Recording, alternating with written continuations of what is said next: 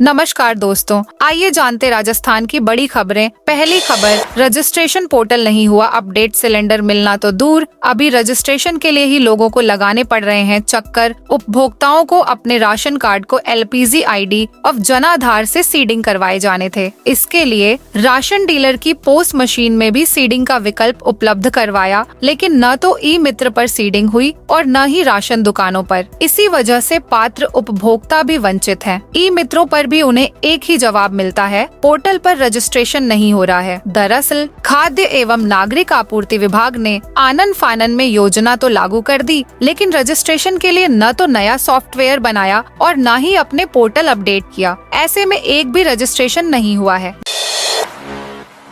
जयपुर में roadways bus ने युवक को कुचला, जाम से बचने के लिए ड्राइवर ने रौनक साइड में दौड़ाई। जयपुर में मंगलवार को राजस्थान रोडवेज की बस ने एक युवक को कुचल दिया। युवक को हॉस्पिटल लेकर गए, लेकिन डॉक्टर्स ने उसे मृत घोषित कर दिया। हादसे से कुछ दूरी पर ड्राइवर बस छोड़कर भाग गया। पूरी घटना का CCTV फुटेज भी सामने आया है। ड्राइवर ने गलत साइड में बस ले जाते समय रोड क्रॉस करते अनिल कुमार को रौंद दिया। हादसे के बाद ड्राइवर सवारियों से भरी रोडवेज बस को दौड़ा ले गया। एक्सीडेंट की सूचना पर खोह नागोरियान थाना पुलिस तुरंत मौके पर पहुंची। गंभीर हालत में अनिल को JNU हॉस्पिटल पहुंचाया। डॉक्टर्स ने अनिल को मृत घोषित कर दिया।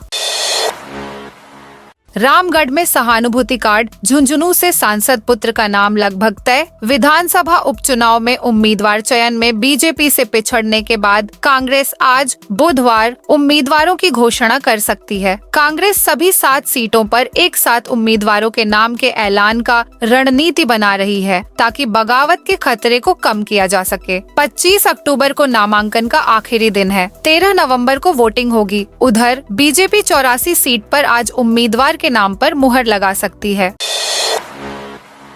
भीलवाड़ा में 1000 किलो मिलावटी मावा पकड़ा। यह मिलावटी मावा त्योहारी सीजन में बेचने के लिए बस से लाया गया था, जिसे पकड़ा और मालिक का पता नहीं लगने पर लावारिस मानकर इसे जब्त किया गया। साथ ही सैंपल लेकर जांच के लिए भिजवाया गया। भीलवाड़ा जिले में शुद्ध आहार मिलावट पर वार अभियान के तहत लगातार कार्रवाई की जा रही है। बुधवार सुबह सर्किट हाउस लैंडमार्क होटल के निकट ट्रेवल्स बस स्टैंड पर नकली मावे की शिकायत पर खाद्य सुरक्षा विभाग की टीम ने दबिश देकर यहां से बड़ी मात्रा में मिलावटी मावा और मावे से बनी मिठाइयां सीज की है।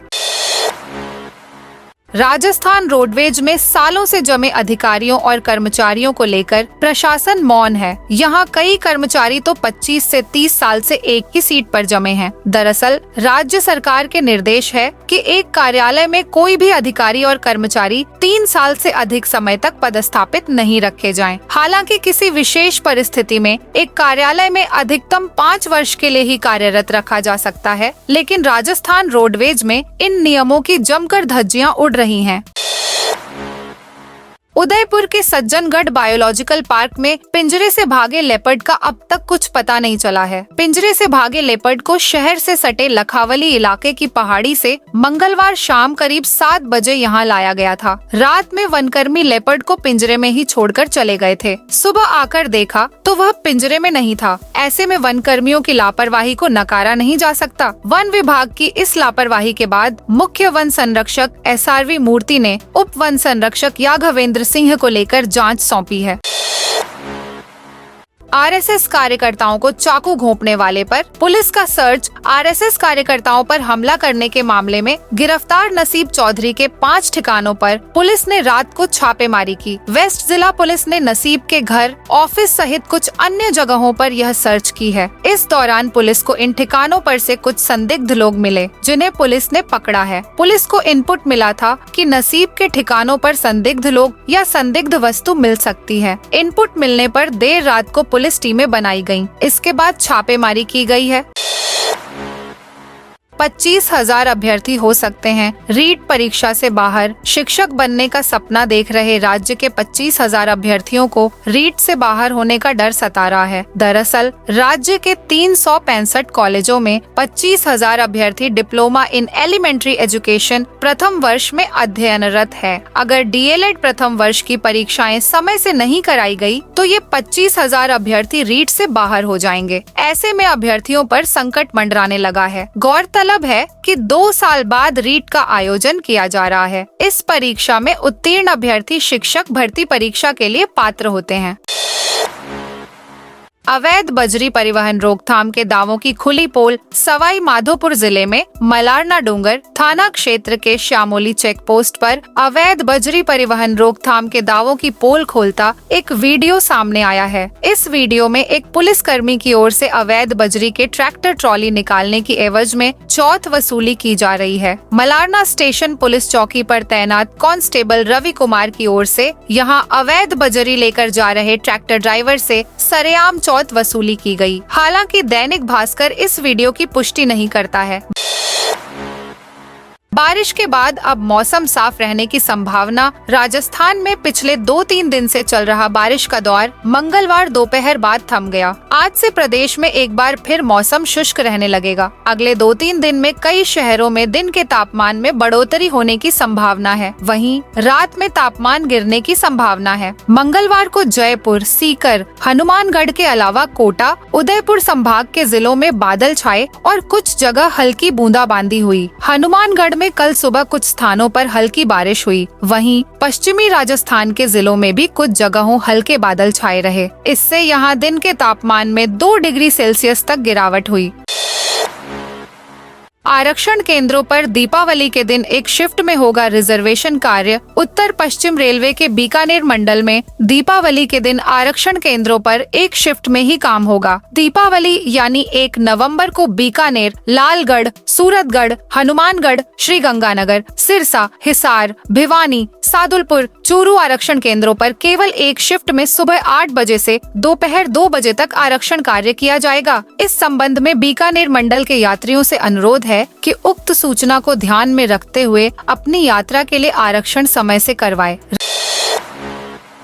राजस्थान रोडवेज ने अपने कर्मचारियों की छुट्टी पर लगाई रोक। दीपोत्सव को देखते हुए रोडवेज ने कमर कस ली। साल का सबसे बड़ा त्योहार दीपावली रोडवेज के लिए कमाई के लिहाज से अहम माना जाता है। इसे देखते हुए दीपावली से 3 दिन पहले रोडवेज बसों के 24 घंटे चक्के घूमेंगे। इसे लेकर रोडवेज ने अपने कर्मचारियों की छुट्टी पर रोक लगा दी है। चालक, परिचालक और बुकिंग खिड़की पर तैनात कर्मचारियों को पाबंद किया है। अधिकाधिक यात्री भार खींचने को अतिरिक्त बसों का प्रबंधन किया जा रहा है। जयपुर, उदयपुर और कोटा मार्ग पर अतिरिक्त बसों को दौड़ाया जाएगा।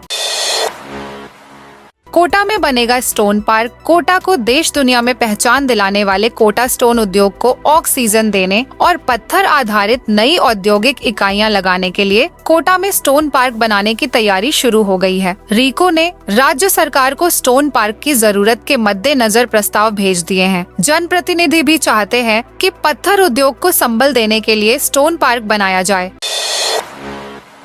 व्यापारी से मांगी 10 लाख रुपए की फिरौती। बीकानेर में एक व्यापारी से 10 लाख रुपए की फिरौती मांगी गई है। फिरौती की रकम नहीं देने पर व्यापारी को बर्बाद करने और जान से मारने की धमकी दी गई है। मामला कोटगेट थाने में दर्ज किया गया है, जिसकी छानबीन अब की जा रही है। सुदर्शना नगर में साई मंदिर के पास रहने वाले मनीष बादलानी के पास मंगलवार को 2 अलग अलग नंबर से कॉल आया। इस पर बात पूरी होती इससे पहले कट हो गया। बाद में एक ऑडियो मैसेज दिया गया जिसमें कहा गया कि 10 लाख रुपए नहीं देने पर उसे बर्बाद कर दिया जाएगा और जान से मार दिया जाएगा। मनीष इस संबंध में पुलिस को रिपोर्ट दर्ज कराई है। स्वरूपगंज से Ratlam via Banswara Dungarpur national highway 927 पर बांसवाड़ा से वजवाना 24 किलोमीटर के टुकड़े का 40 करोड़ रुपए से नया बनाया जाएगा। NH प्रोजेक्ट खंड उदयपुर ने वर्ष 2019 में 53 करोड़ रुपए की लागत से इस टुकड़े को तैयार किया था, जिसमें 47 करोड़ रुपए सड़क निर्माण और 6 करोड़ रुपए से कुपड़ा ओवरब्रिज बनाया था। निर्माण इतना घटिया था कि 5 साल में ही सड़क पर हर 10 मीटर में गड्ढे हो गए और कुपड़ा ओवरब्रिज बीच में से दरक गया।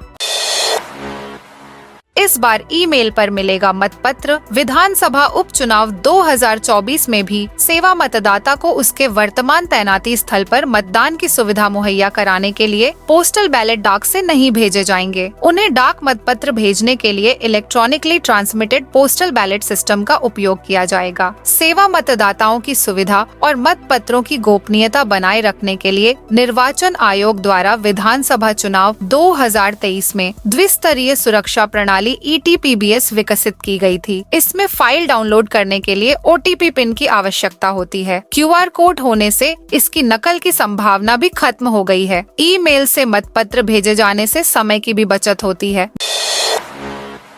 दीपावली से पहले खाटू श्याम मंदिर में साफ सफाई होगी। सीकर के प्रसिद्ध खाटू श्याम मंदिर में दीपावली पर्व से पहले साफ सफाई की जाएगी। ऐसे में मंदिर में दर्शन कई घंटों के लिए बंद रहेंगे। मंदिर कमेटी द्वारा इस संबंध में सूचना जारी की गई है। श्री श्याम मंदिर कमेटी के अध्यक्ष पृथ्वी सिंह चौहान ने आदेश जारी करते हुए बताया कि दीपावली पर्व के उपलक्ष्य में मंदिर में साफ सफाई की जाएगी। इसके चलते 24 अक्टूबर की रात 10 बजे से 25 अक्टूबर की शाम 6:15 बजे तक मंदिर में दर्शन बंद रहेंगे। ऐसे में श्रद्धालु इसके बाद ही दर्शन करने के लिए पहुँचे। दीपावली खरीदारी के लिए आज से शुभ मुहूर्त। दीपावली को लेकर बाजार में तैयारियां शुरू हो गई हैं। ग्राहकों को खरीदारी के लिए कई जगहों पर आकर्षक ऑफर के साथ गिफ्ट भी दिए जा रहे हैं। दीपावली पर खरीदारी की शुरुआत गुरु पुष्य नक्षत्र यानी 24 अक्टूबर गुरुवार से होगी। इस दिन से लेकर 3 नवंबर तक खरीदारी के कई शुभ संयोग बन रहे हैं। इस मौके पर राशि के अनुसार खरीदारी कर लाभ पा सकते हैं। बोनस DA के अलावा सरकारी कर्मचारियों के लिए एक और अच्छी खबर। बोनस और DA के अलावा इस दिवाली राजस्थान सरकार ने सरकारी कार्मिकों को एक और खुशखबरी दी है। इसका कल देर शाम ही जारी किया गया है और यह प्रमोशन और पोस्टिंग से जुड़ा हुआ मामला है। दरअसल हाल ही में राजस्थान के कार्मिक विभाग ने कर्मचारियों के लिए एक महत्वपूर्ण आदेश जारी किया है, जिसमें परिनिंदा के दंड के प्रभाव को कम किया गया है। पूर्व में यदि किसी कर्मचारी को अनुशासनहीनता के कारण परिनिंदा का दंड मिलता था तो उसकी पदोन्नति 1 वर्ष के लिए टाल दी जाती थी। यह नियम वर्ष 2006 और 2008 में जारी आदेशों के अनुसार लागू था। यह थी आज राजस्थान की बड़ी खबरें।